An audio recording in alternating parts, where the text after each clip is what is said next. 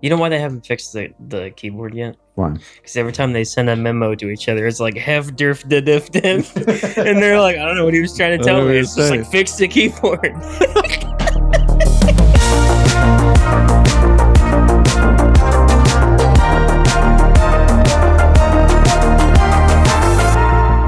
Hey, welcome back to the Launch Day podcast. I'm your host, Nathan. And I'm Trey. And today we've got a lot of stuff to talk about. We've got an intro topic of Spirit Airlines shutting down. Very sad. And then we're also talking about some Xbox updates. We've also got Microsoft making some big changes to Windows, probably for the better.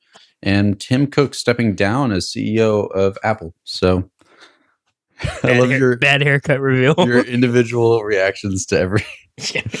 We'll just jump right into it. Let's hop right into it. Spirit, dude. Gone. Yeah, man. They're gone. It's been a long time. I didn't know how long they'd been a company. Really? Do you know how long they've been a company? Like 1920s. Not that early. 1960s. That's not early. But they were a trucking company. I didn't know that. So yeah, they were a trucking company, and then they switched to airlines. They were doing like private stuff, and then some new CEO came through and like unpackaged all of the things and was like, all right, you're going to pay for every individual part so we can make it super, super cheap. And that's how they did it. That's crazy. Like, so they were a trucking company. So they're like, I can't deliver this old lady's package in time. I guess I'll just make an airplane. Well, they just made the shift. I don't know why they made the shift. Probably just, I guess, like FedEx or something was cooking them or whatever. Yeah. But dude, a lot of companies like that do a lot of crazy, like FedEx. Literally, I read a story. The CEO of FedEx, like one day was just like, I ran out of money. I only had like 20 G's left, so I put it all in red, and then like the company was saved. Insane. And what's crazy too is that I told my mom that I'm like, that guy's an idiot, and my mom was like, I know that guy. Like my dad was like one of the lead sales guys in the early 2000s, and like they went. Like he won awards and like got dinner with that guy a bunch. What a guy. My mom's like, don't say that. He's a very nice man. He's a very nice man. Anyway, that's just a fun little fact. It's kind of crazy. No, one of the original CEOs. So I was trying to do some research to be like, all right, how does one of the most well-known airlines, not the best by a long shot, but one of the most well-known airlines in the world, crash and burn? Apparently, one of the big things was like when the A320neo plane came out, it had some kind of issue where the like coating on the metal would like mess with the fuel, and it was like cracking basically. Really? Parts of the fuel tanks and the wings were cracking. It was a very crashy airline, to be fair. Yeah, a little bit, but it was like notorious. Like that was the joke. It was still like, less crashy than cars. Yeah, well, I know, but still, it's just like the joke all the time was, I'm flying Spirit. And it's just like well, $20 is $20. You're like, yeah, but you're gonna die. This particular plane was like supposed to be super efficient. It was gonna let them like make prices cheaper, or at least keep them cheap or whatever. So they invested big into these planes, and then they had to ground every single one of them. Yeah. And so they could only fly like a quarter of their fleet or something like that. Did you post that picture on your Instagram where it's like all the planes lined up? Yeah. Yeah, we'll put it up right here. But some photographer just like, he got some great photos of the field in Arizona or something where all the Spirit planes are just being lined up, and they're just gonna rot like that, which is crazy. Like, yeah. But all the memes, dude, especially with AI too. AI has been the only thing that I like about AI is the memes. Like how easy it is just to get like an excellent looking like trailer park in Florida that just where some guy bought a Spirit airline plane for like pull apart for like $20. That's so good. It's just like, I hope the HOA doesn't find out it's this giant jet in the middle of their yard. Yeah. Yeah. Rest in pepperoni, my boys at Spirit. So no longer going to be flying cheap. After that, they thought JetBlue was going to buy them. That was going to be their bit. Like JetBlue doesn't have money. JetBlue was going to buy them for like $3.8 billion, and that was going to fix it or whatever. Yeah. And then the DOJ was like, that seems anti-competitive. That's going to die. Remove. Yeah, and so they blocked the sale, and that basically doomed them since like 2023. How is that even constitutional? Well, they didn't want it to be like, it's kind of like when it's like the trust Comcast busting. Used to be like the only cellular company or whatever, and the DOJ was like, that's just you have a sanctioned monopoly right now. You have to split up into AT&T and Verizon. So then they made. I didn't even know that. Is that the origin of AT&T Verizon? I think so. Yeah, yeah. I can double check, but dang. Did AT&T? Because I remember hearing Comcast. I don't like hear it anymore. I don't hear about Comcast. So I guess it just. Yeah. Oh, sorry. It wasn't Comcast. It was Bell's system, probably named after Alexander Graham Bell. Yeah. And so they got split up into AT&T and Verizon, and they called them the Baby Bells, whatever. Sorry, Comcast was its own separate. That's weird. Company. Oh, and then Comcast bought AT&T to be their big cable, to have the AT&T Uverse cable provider stuff. So, which that was so great, wasn't it? So good. Wasn't that a great time? I love paying $400 a month for cable. But yeah, actually, the joke rumor was that Elon Musk was going to buy Spirit and make it Spirit X. Dude, he would. He totally would. That's the thing. X Airlines. I don't know. I don't know if he tweeted about it, because I like looked it up and it said that it was a rumor, but I don't know if he actually said it and just didn't mean it, or he says stuff like that all the time. Yeah. But the problem, I think he learned his lesson with Twitter, because in the end, I don't think he actually wanted to buy Twitter. But then the Fed was like, "You kind of need to buy it now that you told everybody that you were going to buy it." Yeah. Now that you mention it, I remember. I think he did try to back out of it, and they're like, "No, you're buying it." Yeah, he figured out some kind of way to do it where he used shares as collateral, but used the shares to buy it. So it was just. And I remember people freaking out, Tesla shares were like, "Oh my god, dude, Elon Musk is bankrupt." It's like, no, if you make a giant freaking $1 trillion purchase, you got to move some stuff around, dude. You do. Anyway, yeah. So Spirit Airlines cooked. So it was no 44 official, billion, by the way, is how much he bought. That's how much he bought Twitter for. Oh, 44 Bs. Yeah, no, Spirit was like $1 billion in debt or something like that, or $500 million. I don't remember. Cheeky bill, as you do. But anyway, very sad. Not really. I never flew them. I used them. It was nice. I'll use Frontier or whatever, but it was nice that if you just have a backpack, you can just fly for $40. It was nice. But yeah, I did see a meme where it's all the broke people were just like, "Dude, babe, I've told you I bought all these tickets to Hawaii." Yeah, and they just they're gone. They're gone. There's nothing I can do. Babe, I promise you, I booked a flight to France. Yeah, I definitely did. Anyway, I hate to see it. Well, that's a good little intro. So let's get on to. You got the next segment. I do have the next segment. So what's going to happen is I'm going to issue our very first apology. And I apologize for my misinformation on Xbox. Because I did kind of biff that one. Let's roll back the clip. Let's roll back the clip. We talked about our friends at Xbox and all the incredible work that they're doing right now. And by that, I mean they gave up. Yep. Yeah, so Xbox is not sunsetting the Xbox. Microsoft is not sunsetting the Xbox. Also, I mean, we were just kind of wrong about the new CEO. So what's her name again? Asha Sharma. So Asha Sharma, since taking over Xbox, has made a myriad of changes, and a lot of them are actually really cool. And in that previous episode, we did express our concern. She worked in the AI field. She was in charge of Microsoft's AI, which is the bane of Microsoft's existence right now. That's why everyone hates Microsoft. And then she also just had no connections to gaming, period. Or at least none written. Now, she could be a total gamer, and that's all she does in her free time. But on paper, she has zero connections to gaming. But dude, she's been crushing it. She's only 2 months now, one or 2 months in. I don't know. Not very long. Not long. Not long at all. So let's see here what she's already done. We have a list of her and the Xbox team's accomplishments. First and foremost, it is no longer Microsoft Gaming or an affiliation of Microsoft Gaming, which is what they changed the name to. The department's name is once again Xbox, and that's a good start. In addition, they changed the logo, and we're going to pull the logo up. Okay, so we're going to put it right there where Nathan is. Thanks, Nathan. So this is a new logo, and it is, in my opinion, is very cool. And what's different? What's different, Nathan? I'm glad you asked. This is the end, hopefully, the beginning of the end the oversimplification of logos. We have all the memes about like Firefox, where it's like an actual fox and it just slowly turns into a blur over the years. Yes. I hate it. You know what I hated the most? Just the black and white shape of the Xbox. Look at the depth and all that. Look at the lights and the shadings. It looks like the control. It looks like the OG like controller, the plastic and all that. They probably took a picture of the controller button for the Xbox One. They did, and they're like, "There it is." And it's literally, it has not changed a lot, but what it's changed to is just so sick.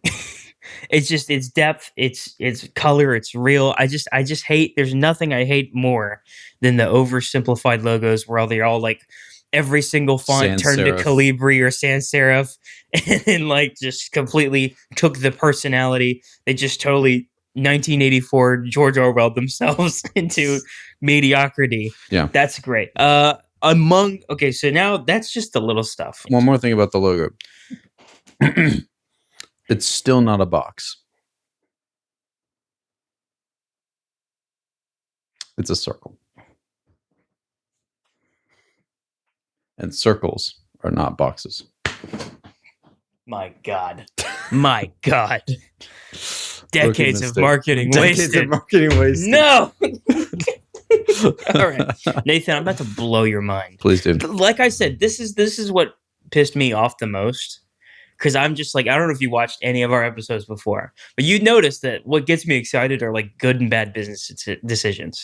Good business decisions get me hyped up. This is a good one. Yep. Like literally, like the drug that our generation, like our particular generation, feeds off of is nostalgia.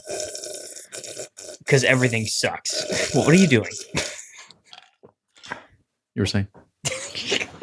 The drug that our generation feeds off of is nostalgia, because movies suck now, TV sucks now, everything sucks now. We just wish that it was back to where it was in the early 2000s. Yep. So it's like this is a step in the correct direction. It's a symbol of it. Yeah. Yes. So like we were talking about like how badly Xbox screwed up, because we may have been wrong about some information, but the general business information, which is like they've been basically committing suicide. Xbox has, and Microsoft for Xbox has been committing suicide. It's not Xbox's fault. It's definitely Microsoft's fault. Yep. But so a lot of the stuff, obviously completely uncoordinated. A lot of the stuff that we talked about has actually been rectified. We didn't talk about how much this pissed us off, but the "This is an Xbox" campaign is finally scrapped. Thank God. Like they literally made a point of like, that was stupid. We shouldn't have done that. Yep. Yeah, like just cannibalize the whole line by telling people that a $400 budget laptop is an Xbox. Yeah. No. So then we talked about Game Pass last time. We talked about how they rose the price of Game Pass. So it was a good and bad decision. So basically, if you didn't watch that episode, which you should go watch, we were going through what they did, what they've been doing, and you know how that's affected their business model. So they started with a really low Game Pass price, which sounds good to the consumer. It was good to the consumer. But when you don't have any exclusives that are like working for you, where you're making money off of them, and all you have is Game Pass, and you're making pennies off the dollar on Game Pass, then you start losing money. And what does losing money make you do? Raise prices. Raise the price of Game Pass, along with everything else, of course, but raise the price of Game Pass. So I was like, them having to raise the price of Game Pass means that there will be backlash about raising the price of Game Pass. So even though you can argue that the $20 or whatever it was initially like was undervalue, nobody cares. Yeah. It went from 20 to 29 and now everybody's pissed. Yep.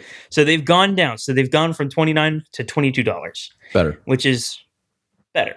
Yep. It's not quite where it was, but it's a little bit, it's like, it's compromise. Yep. So that's a huge thing. And then this is like, I didn't even think about this because I'm not an Xbox user. And we talked about this, which is another frustrating thing, which was you're an Xbox user. You've bought Xboxes before. I'm barely an Xbox user, you're but a PC user. But it's in my you are the history. Xbox consumer. You've been a consumer of I've Xbox, consumed, and they lost you to PC. Yeah, they lost you as a customer a long time ago. Yeah. Yeah, 10 years ago. So I've never owned an Xbox. I didn't even know this was a thing. I didn't know that Xbox Live wasn't free. Yeah, dude, $60 a year, or at least it was. How much is it has it been right now? It's free right now. They made it free after years. They've gone from okay. So when I had gotten that Xbox or whatever, I wanted to be able to play online. First of all, my parents were like, no, but half of the reason why rightfully so. It wasn't. It was $60 a year, and that was a big reason why they didn't want me to do it either. But since then, it's gone up to $9.99 a month. So that's $120 a year now. So it doubled in the last however long, 10 years. Dude, that's all the milk money for that was the most absurd thing to me. I was like, screw it. I'm going to game on the family iMac because I don't have to pay monthly to access the internet that my family already pays for. Yeah. So, yeah. So, made a lot of changes. We'll see with the Project Helix if they really do go, because remember, it was a rumor. I think it was leaked that it would still be $1,000 to $1,700, something like that for the PC hybrid. Oh, it was like 800 to 1,000 or something like that. Yeah. Maybe they'll reach the lower end of that. Yeah. I still don't know about the decision of that is true. Still don't know about the decision of making it a PC hybrid. Well, the only thing that let them make Xboxes so cheap in the first place, they lost money on every console. Oh yeah. But it was because they were making the money off the games, because you would buy the game for $60 on a disc. And that market was upheld by the fact that you could resell that disc when you're done. If you don't want it anymore. And so you'd keep a couple of them that you want to keep playing, but a lot of the other ones, people would be buying discs and reselling them and stuff like that. When Game Pass is your model, that's your only way to make money, basically. Yeah. If you could still go out and buy the game on disc, but you're probably not gonna, unless you're. and it's their software. They can make it to where you can still like access an exclusive in the Game Pass library. You just have to be like, it's just like they could do all kinds of stuff like that. So really, like, this is the overall summation, and I'm bringing that phrase back. That's my official phrase. The overall summation. The underdone subtraction. The underdone subtraction is that I'm fine with letting this console be expensive if they do make a good exclusive, profit off of it. Like something original. Dude, if they came out with something completely original that was just an insanely good game, that's such a high risk. That would bring it right back. Now, nobody's in the original mindset. Yeah. We talked about that with the Markiplier things. Like, no company is willing, even the richest companies aren't willing to hang their hat on something. Make it Xbox exclusive at least for a year. Yeah. Bring back split screen, maybe. Bring back the boys in the house, maybe. Bit. That's I'd love to be able to have friends over again. I know, without having 4 Xboxes or something. I mean, and then if you want a live component, you can have all of these things at once. You can have a split screen. You can go to the menu and have like a split screen live. I mean, like, it doesn't have to be one or the other. Yeah. So if they were to do that, profit off of it, and then maybe make the next console a little less expensive because they actually made a profit this time, or close to a profit this time, I'm totally fine. If they were able to bring back the subsidizing model of being able to make cheaper hardware because you're going to enjoy it enough to purchase games for it, that'd be amazing. Yeah. I don't know if that'll ever happen, but I'm just saying. But at least there's a lot of good moves in the right direction. Yeah, Asha, we were wrong about you guys at Xbox, and thank you for doing what you're doing. Keep it up. Keep up the good work, and we'll definitely see. And and hopefully some of that will be made better by the improvements to Windows, which we'll talk about in a minute. I mean, we've talked about this before, but ever since the Steam Deck came out, Linux was pretty much just a bunch of people who don't touch grass using it, and then every server ever. So Linux has been very well maintained because the server infrastructure of the world relies on Linux. Yeah. And so it's had a very good base, but obviously no consumer wanted to use that OS. Valve releasing... and it was very frustrating, I got to be honest. Just because... And it's improved so much even in the last 4 years since you had it. It's It's more consumer friendly, or... Well, a big reason why it's a little more consumer friendly now is from Valve making the Steam machine. Suddenly, thousands of people who had no idea Linux existed in the first place, and then people who did, but it was unusable, they released the Is the Steam Deck the rival to the Switch? Yeah. Okay, that's what I thought. The Steam Deck is the handheld. Yeah. Which was a market that basically didn't exist except for the Switch when the Steam Deck came out. There was no market for the only thing close PC to games. it. The only thing close to it would have been the freaking Wii U controller, which was also still Nintendo. But if you think about which inspired the Switch, basically. Yeah. But it didn't play. I don't think I've seen anything else kind of like it. And the Wii U controller didn't play games. It just connected to the console. Yeah.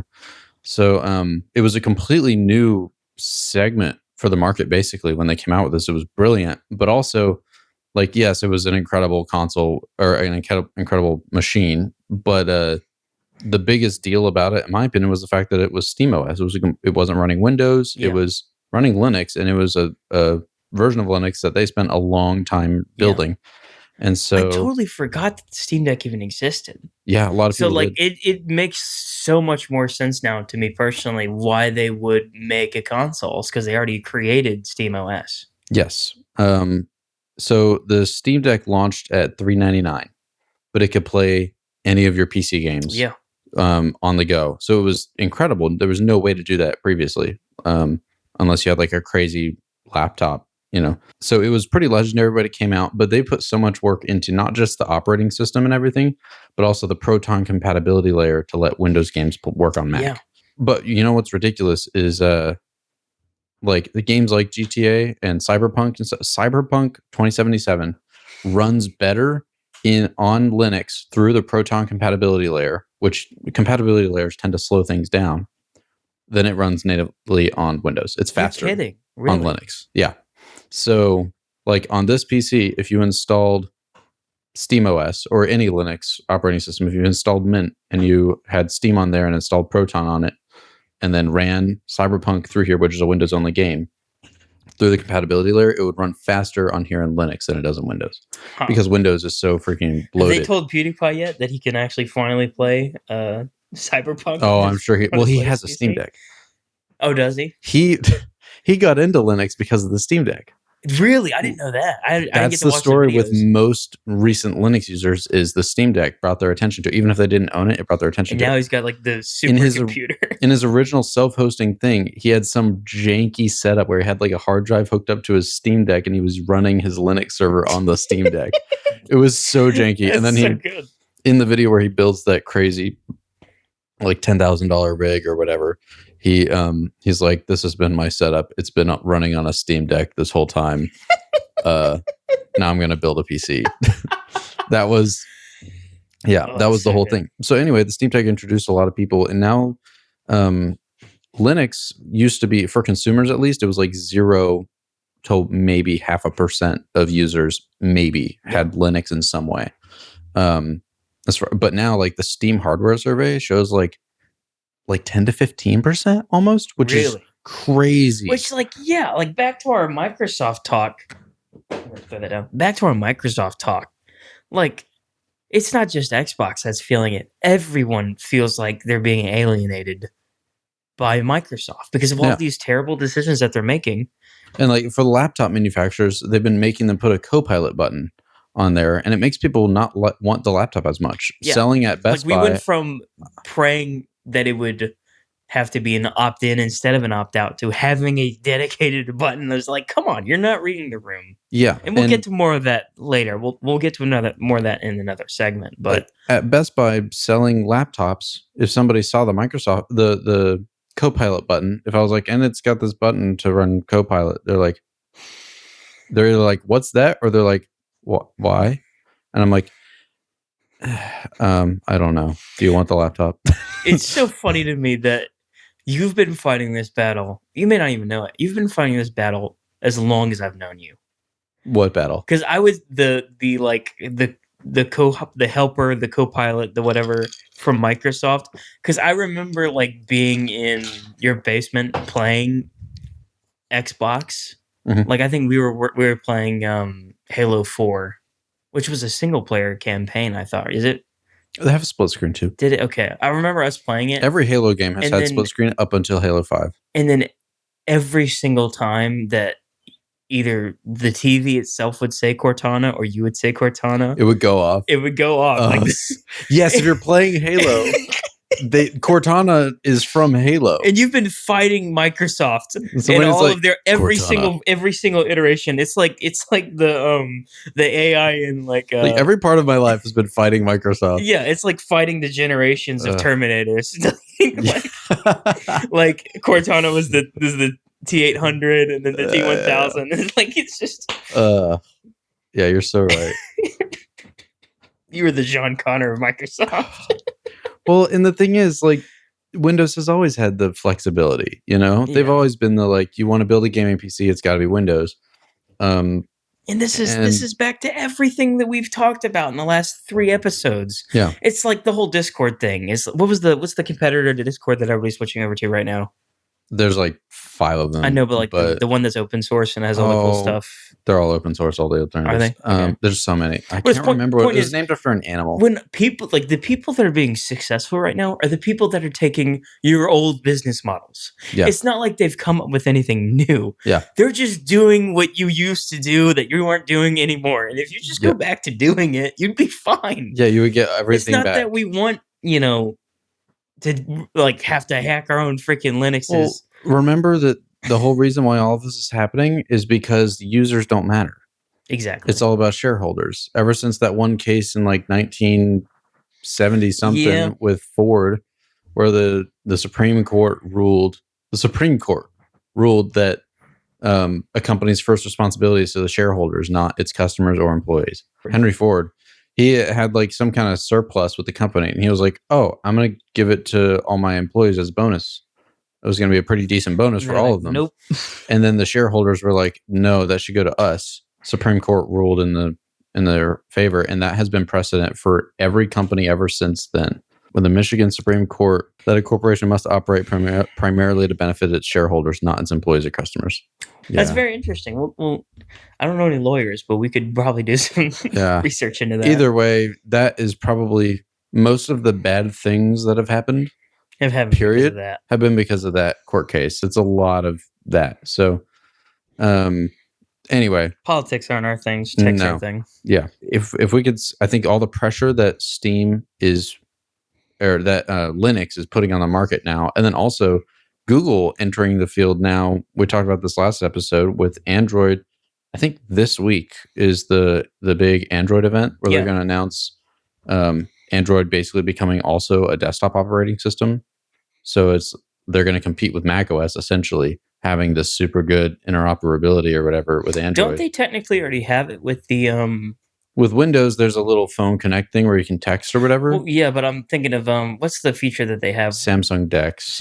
Yeah, where your phone is it Windows though with Samsung Dex, or is it Samsung Dex is its own operating system? It's going to be like a much more advanced, so instead of being like a Chromebook. I think they're trying to do a fully fledged desktop operating system.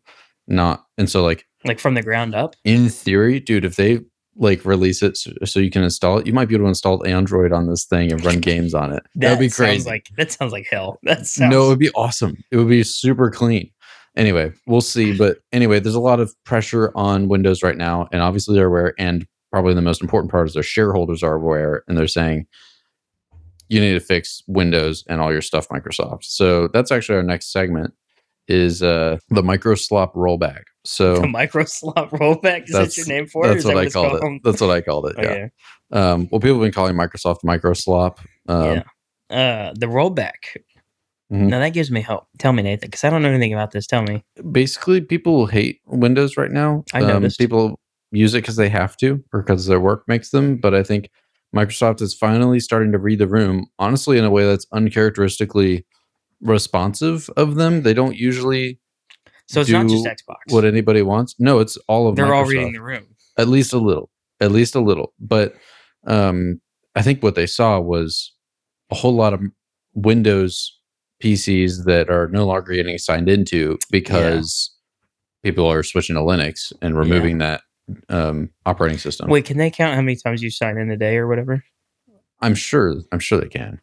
Yeah. So like for you kind of dual boot, but you mainly have Linux on your one tower, right? I technically dual boot, but I only booted once to make sure it worked. What Microsoft sees is I installed Windows for the first time in like 2018 or 2020 was when we built those little PCs. And then I signed off for the last time 2 years later, and I've basically never used Windows again. And they can see that data, and they can see that, especially in the last 3 years since the Steam Deck came out and stuff like that, and Linux is suddenly an option for people who are willing to learn it. They're saying, "Oh no, we're in trouble." Dude, So, how do you think that Linux is developing an actual like kind of Windows 10 almost competitive operating system right now? the Steam hardware survey shows 15% market share. So, absolutely. Yeah, I'm just saying. You think they're in development of like, because we've talked about like Z1, like if they were to package a product with Linux and stuff like that. Like, do you think that they're developing the? Well, so Steam OS has like their big screen mode, like an Xbox or whatever. Yeah. And then you just hit a button and it switches Well, I'm into not a talking full about Steam Linux. Deck. I'm not talking about. I'm just saying. You think Linux as a company is like developing? Linux is not a company. Is it not a company? No. So isn't it? Is it just a guy or what? So Linux is an operating system, but it's open source, and so there is a company that holds that, like, makes the kernel and stuff like that. Can we cut me being a out? No, most people don't know this, so that's okay. Okay. Linux is not a company. Linux is just an operating system where the kernel is updated by Linus Torvalds. Like, helps with the kernel updates because he invented Linux. It's literally his name. It's his name. UX. Like Linus UX Linux. Who updates the Linux kernel? I don't know a lot about this. It's a collaborative effort. Okay, so it's Linus Torvalds working with volunteer developers from AMD, IBM, and Google. So it's just kind of a thing that exists. He works together with all of them, and they update the kernel so that all of their servers will continue to work. So it's not owned by anybody. That's why it's amazing. Can we like put a picture of him in his like janky setup up there? Yes, dude. He's just uses like, it's like a standing desk with like one monitor and a bunch of wires hanging out. Like, it really is just not impressive at all. No, but the PC he uses is like you wouldn't be able to tell, but it's got crazy specs, so he can like compile everything. It'd be really funny if he had one of those like ghost shadow, like what's it, like ghost builds or whatever, where it's like a janky old like case. Yeah, anyway, Linux is open source. It's not owned by anybody. They update the kernel, but that's why there's hundreds, possibly probably thousands of distros where people are making there's a Hannah Montana Linux. I've seen it. Yeah. So there's Linux for everything. It's all purple and stuff. Yeah. So basically, people are seeing that flexibility, but more importantly, they're seeing the lack of ads and AI garbage or whatever. But also, it's so flexible that I can run a local AI on my, if I'm really into that, which I'm not, but it's on there. I don't know, in case I want it. So they started trimming down Copilot and Recall. You know what Copilot is, obviously, everybody does. They're not removing any functionality as far as I know, but they're taking out all the buttons from everywhere. So now, like, there'll be a menu where you can do your little summaries or whatever, similar to Apple Intelligence. If you select something, there's an option to summarize or whatever. Yeah. But they're taking out all the buttons. They're removing it off the taskbar, I think. And then also they're reworking the start menu. So like when you hit the Windows key and that menu comes up, it's like super slow and laggy and garbage. They're completely overhauling that and a bunch of other stuff. They're also adding a dedicated switch in settings to disable all of the ads. In theory, all of them. It's supposed to be, so like inside of like the little freaking weather that you don't, I've removed it from your PC, but the yeah, no, right, the like there's like a little weather widget, but it's all just freaking CNN or something. It's not like they're hard coded in there or anything like that. You can disable them all. You just have to dig. You have to dig hard, yeah, but nobody does that, and so they're using their PC. If you look like across the plane on an airplane on someone's Windows PC, it's just like, you're offline, you freaking McAfee update, you're stupid. Like, just like you're stupid. It's just like stupid errors and alerts and garbage all over the place. You can make Windows McAfee nice. Update, that's so real too. It's so bad, dude. Well, I've never seen an antivirus that's been more like a virus. More like a virus. Every antivirus, for the most part, is. It's terrible. But anyway, they're removing all that crap. And then, do you remember what Recall is? No. It was either last year or the year before that they announced this. They were like, all right, guys, big update. You're going to love this. We're going to screenshot your screen every 30 seconds. Oh, my God. You're right. And we're also going to do a keylogger and remember everything you've typed on your keyboard for personal context, and then you can ask this AI what you just did or what happened or whatever, and it'll remember all the context. People are like, that could be a half decent feature, but this sounds like a security nightmare. It comes out in beta. People are looking at the code or whatever, and they're like, wait, all my passwords are stored in plain unencrypted text. I can plug in a flash drive to this computer and just grab all the passwords off of it. Yeah. How long before there was like a proper data breach? Well, that controversy made them take it offline before it ever went mainstream. Yeah. Then it went mainstream. They're like, oh, we changed it, but we basically didn't change it. Remember, I think that's how the Discord thing was like. That's how that decision was made. Is because they made all those like. Well, the Discord thing was less egregious. I know, but they did all the surveillance state stuff and then instantly had a data breach, and then they were like, yeah, never mind. Well, no, they had a data breach 2 months before, and they're like, all right, guys, we need your driver's license. And everyone's like, no. No, you just lost all of our driver's license. Yeah. So anyway. Like, now that we've proven that we can't be trusted. We'd like to have all of your information. Basically, they're rolling that back, not completely, but it was opt out. So by default, everyone who doesn't know anything, it was already just on. Yeah. Even though they added encryption and stuff, but now it's going to be opt-in only. So only people who really want that for some reason can go turn it on and use it. And then let's see what else is there. And then also, this connects to the Xbox story. They're adding a full screen Xbox mode to Windows. Really? So kind of like how Steam has that full screen where you can like control the controller. Well, the reason is going to be that the next Xbox is going to be just running like full on Windows. Yeah. And then by default be an Xbox mode. All your Windows PCs, you'll have like an Xbox mode button that I think in theory might be able to launch your Steam games from that menu, which would be really cool. So you can kind of kick back with your Windows PC with a controller and launch any game from any Steam, Epic Games, whatever, and just kind of have an Xbox experience. So they're adding that. Yeah. You know how I told you the performance of what the heck? I like how your fans ramped up for that. Go on. Dude, I haven't played Solitaire in so long. Well, you know how I told you the... Keep talking. You know how I told you the Steam machine performs... or Steam OS performs the same games better in a compatibility layer than they do on Windows? Yeah. Microsoft is trying to improve the performance of Windows, and their benchmark internally is just make it run as well as Steam OS, which is hilarious because that's through a compatibility layer. Insane. Okay, I'm getting it now. Is that Game Bar? Xbox, yeah. Xbox being like, hey, you're playing a game. I noticed you were playing Solitaire. I noticed you played. Do you want to use a controller? You please want to play Halo? You want Game Pass for your Solitaire? You want Game Pass, please? I think it's time for a break. Please, sire. All right, we're gonna take a break now. Falling for Game Pass. We'll be right back. We'll be back.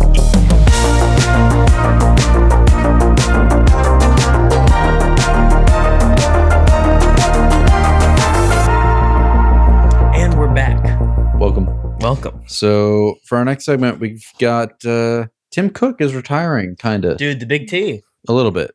He's retiring a little bit. Just a little bit. Just a little bit. That's how my grandfather was. Yeah. Like my grandfather worked in a old like sawmill that built like trusses for houses, like the A-frame trusses for houses. Yeah. Thank you. And I'd be like, hey, Pawpaw, how's retirement? He's like, I'm finally getting out. I'm retired. And I walk in the door. I'm like, hey, Pawpaw, how's retirement doing? It'd be a week later. He's like, oh, hell.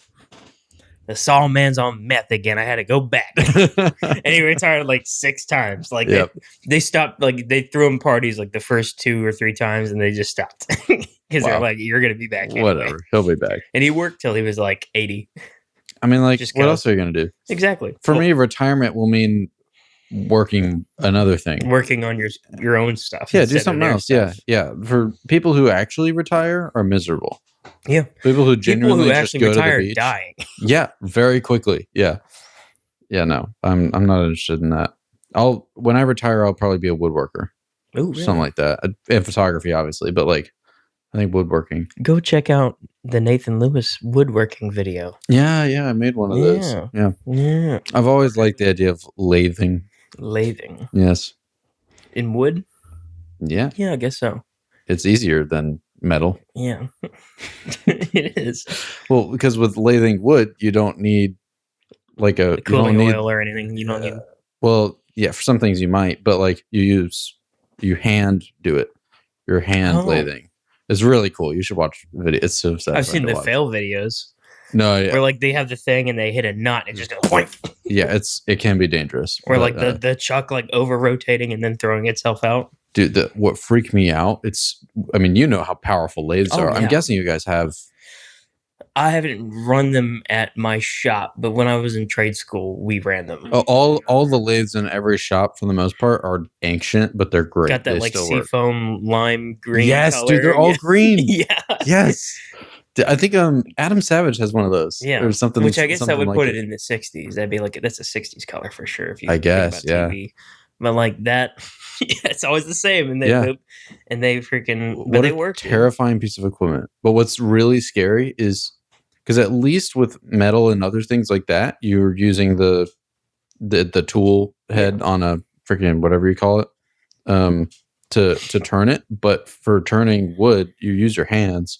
And so that's scary, especially when there's these videos where this guy gets this big burl piece of like a tree trunk or whatever, and it's completely asymmetrical, and they have to find the center of mass, and then they just mount the whole freaking thing on the lathe and just start, and they put up the bar or whatever that they use for putting their tool on, and then they just slowly spin it up to like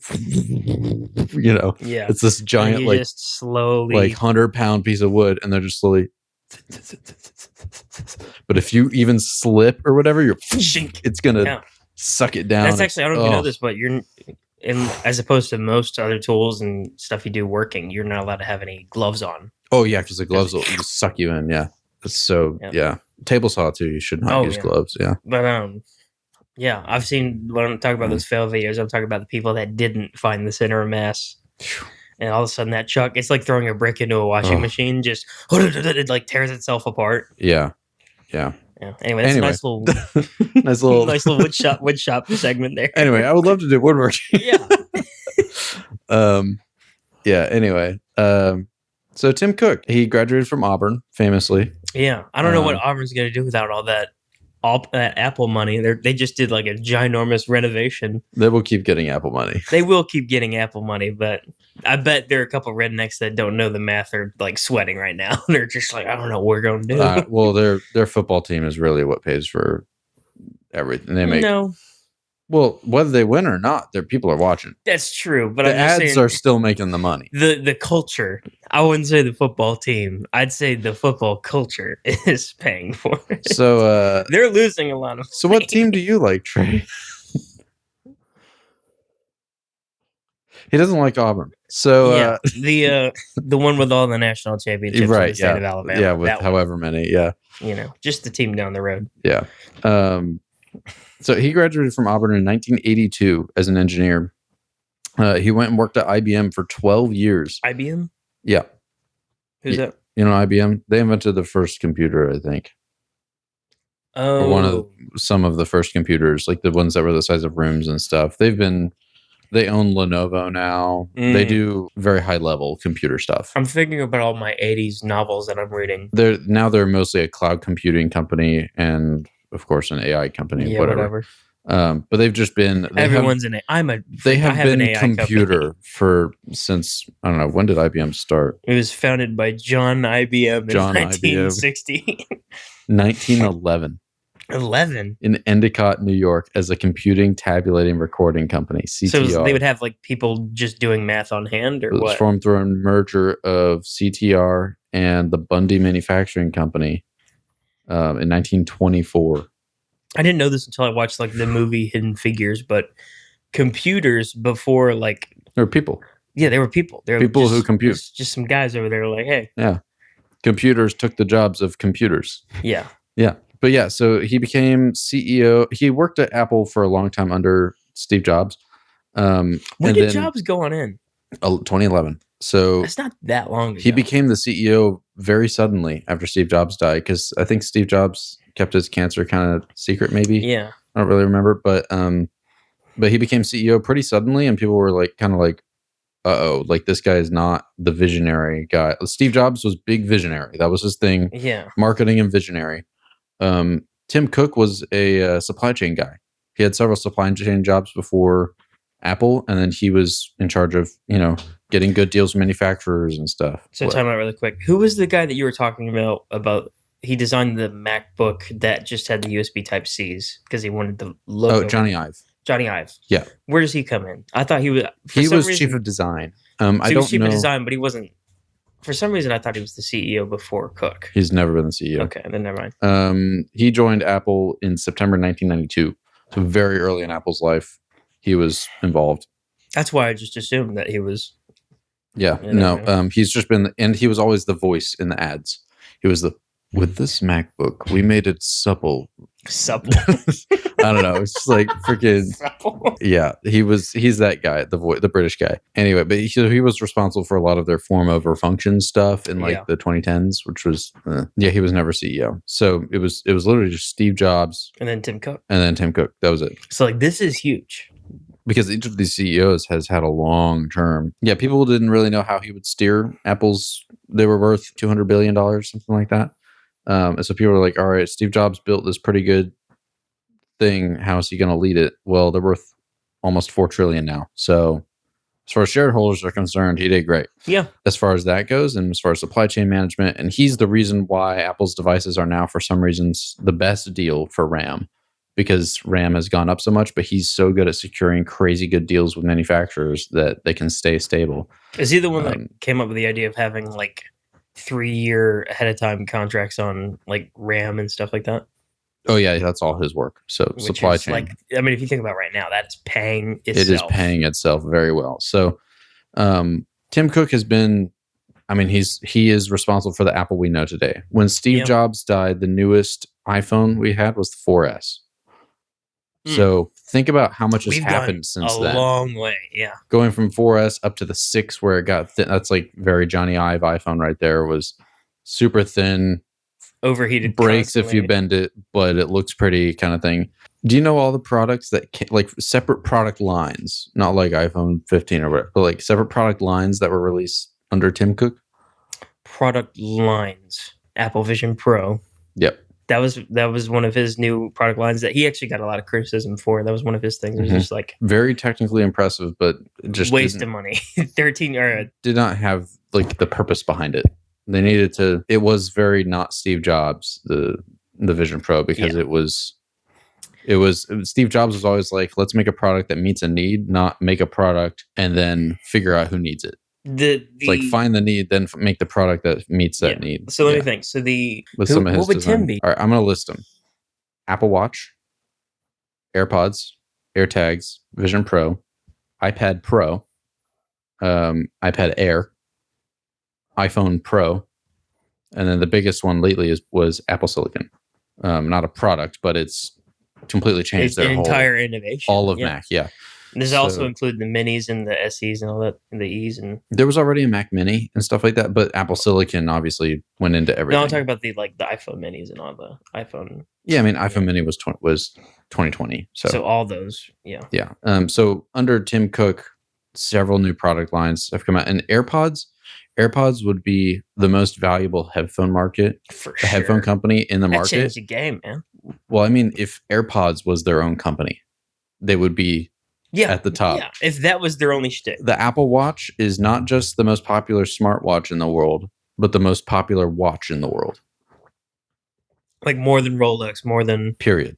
Wow. By a long shot. More than Casio. Not most consumed or anything like that. You're just saying most popular? Most purchased. Most purchased. More people own Apple Watches. That's more believable than Rolex. Not a lot of people could buy Rolexes. More people own Apple Watches than Casio, any other watch in the world. That is crazy. It's wild. So anyway, that's the measure of his success at Apple. It's pretty incredible. Critiques of him are things like how during Steve Jobs, things like the iPhone were changing a lot. Under Tim Cook, they became very iterative, very small changes.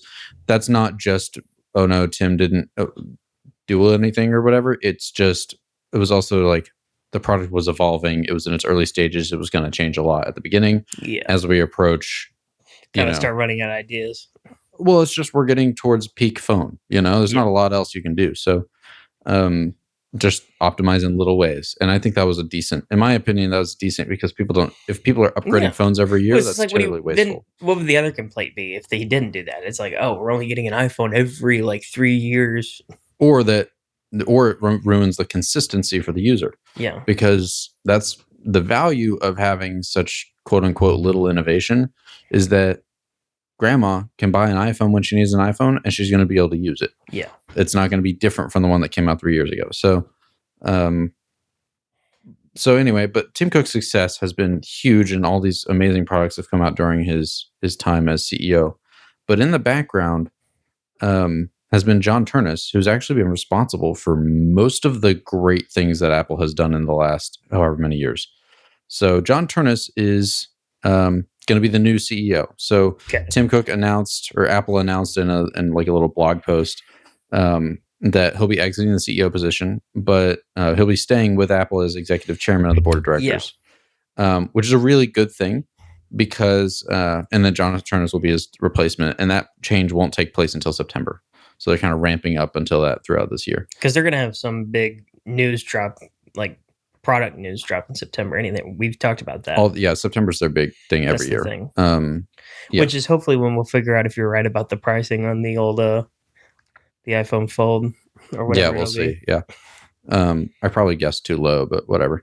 So John Ternus, the new guy, is he didn't come out of nowhere. People have actually been theorizing that he would be the new CEO for a while. He started as an engineer as well, and he was working on VR headsets in 1997. He started 97 VR headsets. Yeah, very very early VR. Well, tech. No crap. Yeah, like really basic stuff, but it was VR. He's got a sweet spot for VR, so he helped out with Vision Pro as well. Yeah. So I think that was kind of a him thing as well. But so he started at Apple in 2001, and he was helping design the Apple Cinema display, which I didn't know they had. It's probably just like Studio Display. He moved to the Mac team in 2005 for some of their major overhauls. In 2013, he became the vice president of all hardware engineering. And that's been his role up until now, until he becomes CEO. And so in that role, that's a long time. That's 13 years of being VP of hardware design. So he got that role just 2 years after Tim Cook became CEO. So he's been influential in basically all the major product releases. He was a big reason why Apple moved away from Intel and did Apple Silicon, which was a really big deal. And as soon as Johnny Ive left Apple in 2019, he immediately was like, make the MacBook thicker, put the ports on it that everyone wants. So he was the guy that finally... He basically fixed everything. He fixed everything, yeah. So we like John Ternus. But the really interesting thing is a lot of the like legacy news outlets that have been covering this have been being like, which kind of CEO is he going to be? Steve Jobs was like super visionary, but Tim Cook was like a supply chain master. Which type is he going to be? But I think he's going to be something entirely new and different. And I think that's a good thing. The hardware man, right? He's the hardware guy. He's the nerd, dude. He knows the product. If you ask Tim Cook about the details of engineering on a product or something, it's not his job to know about that. He doesn't know about any of that. What Tim Cook's been really good at has largely been diplomacy and like politics and stuff. He's a really good face. He talks to the president and to China and whoever he has to get the best deal for Apple. He talks to everybody. And he's been the CEO through like 5 different presidencies. Yeah.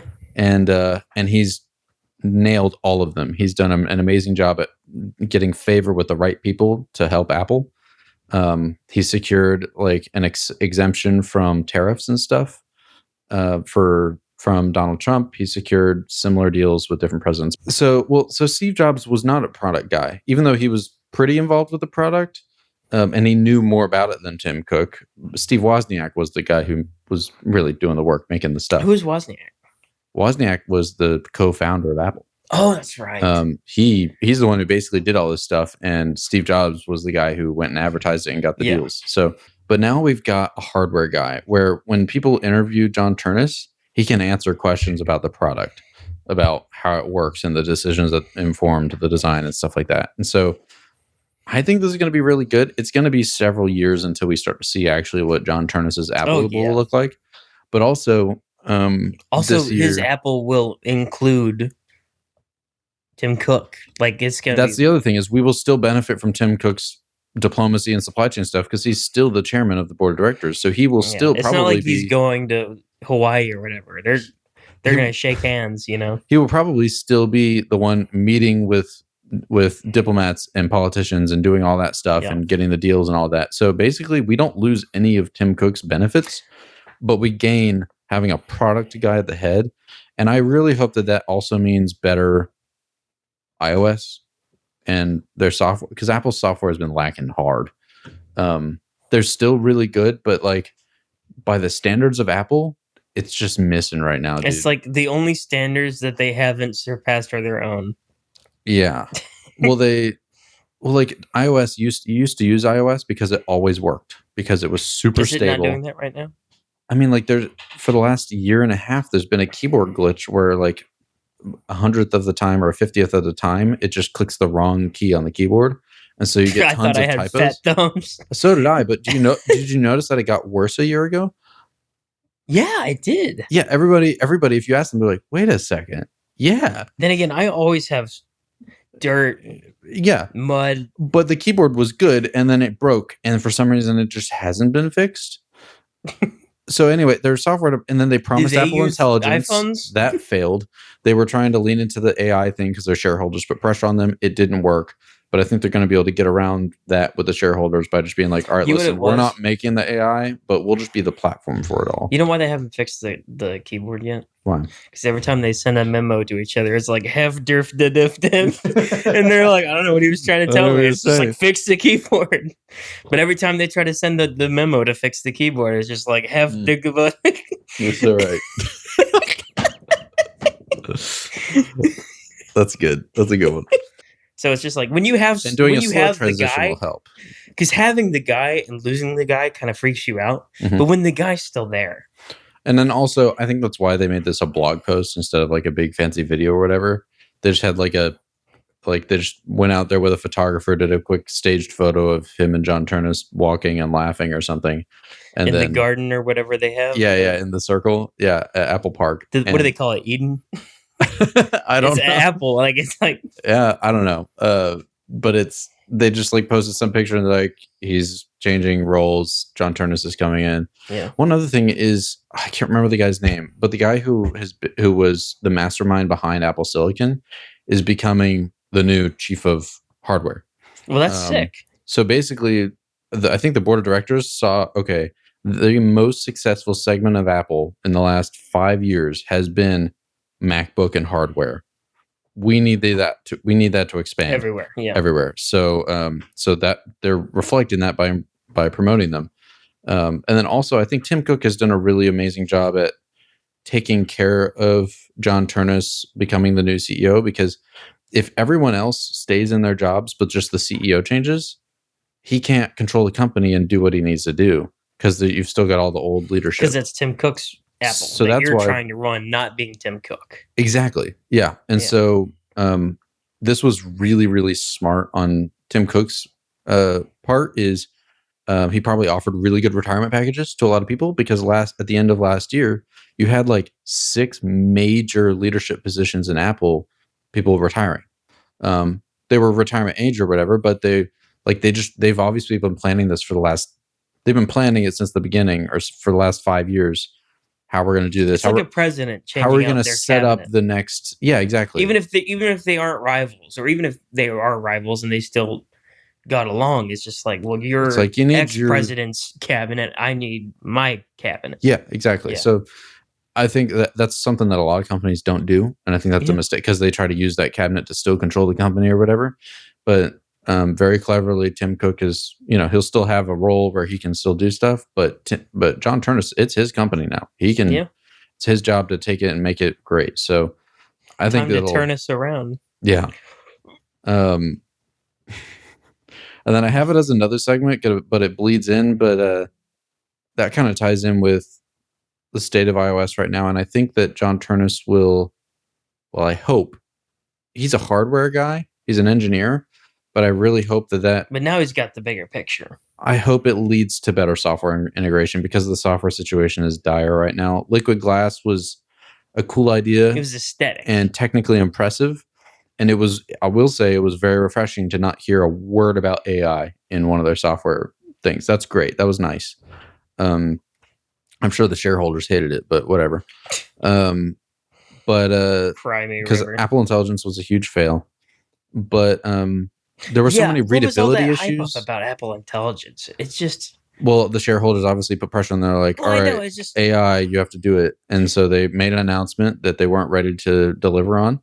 But that's the other thing I wanted to talk about. Well, first of all, Craig Federighi is still the head of software, so that's not changing. But I hope that now that John Ternus will be above him, outranking him, he'll be able to be like, get it together, man. It's like, hey, how about you dust off your computer? Yeah. How about you take off the automatic mouse wiggler and freaking make some new software, bro? So, yeah. I just hope that software integration goes well. And also WWDC 2026, which is the developers conference when WD 4026. Sure. When they announce the next iOS, which won't release until September, but the beta comes out, that's in June. That's like June 15th or something like that is the event. I don't know when it is. That's next month. We'll probably end up doing a podcast on that. Yeah, I hope that the software integration stays. Yeah. Or gets good, because it's kind of not right now. So hopefully that'll improve. But heck yeah. So I mean, we've had long episodes so far. I mean, this is a big one. Yeah, how long is it? Just show how long we've been recording. An hour and 49 minutes. Holy cow. You're gonna have fun editing. Not including a 20-minute break, but true. Yeah, this will be like an hour-long episode. To be fair, and we never committed to having an upload schedule. Nope, on purpose. On purpose for this reason. Obviously, we've pretty much gone once a month until now. We've had a month hiatus. You may actually notice next time, even if we do the next episode next month, you'll probably be moved at this point. Most likely. Out of state. I can commit to come back and record some, for sure. Or at the very least, record remotely. But the in-person's way better. So yeah, it is way better. Yep. That's the thing is, like, I was listening to the and I already talk over you anyway. But I was listening to the pilot, and like, it was bad. It was like, well, that's why I was like, originally I was like, it'd be cool if we could monitor ourselves in headphones. Apparently that helps. It does help a lot, yeah. But getting the latency down low enough is a struggle. So yeah, it is nice using the wireless though. It is, yeah. This is nicer. We've managed a way to innovate every time that we do this. Cap went, but yeah, it's gone. We're innovating. We started with crappy microphones. Yeah, we got these. Yeah, and then we've gone wireless since then, and huge. We never got to build a set though. I'm kind of wish that we built like an official set.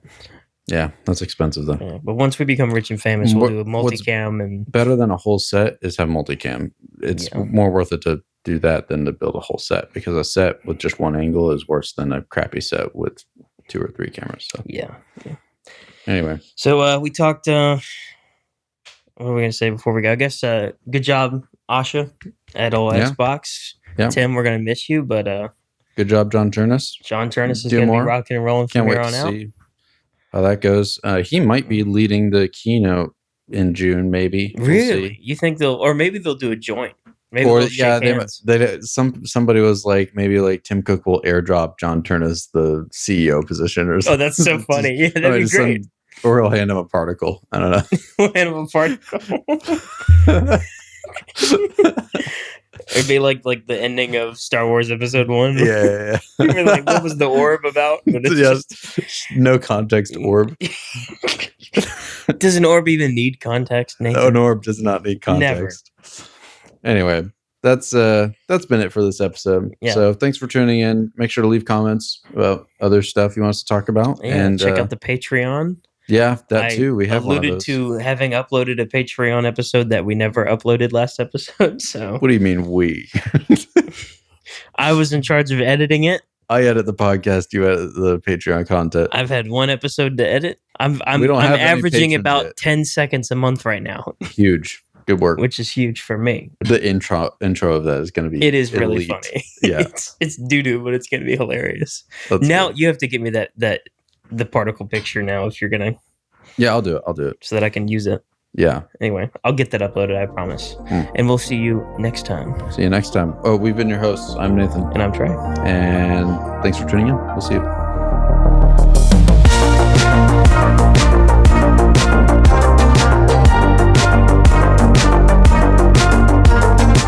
and me dressed in like tweed jackets.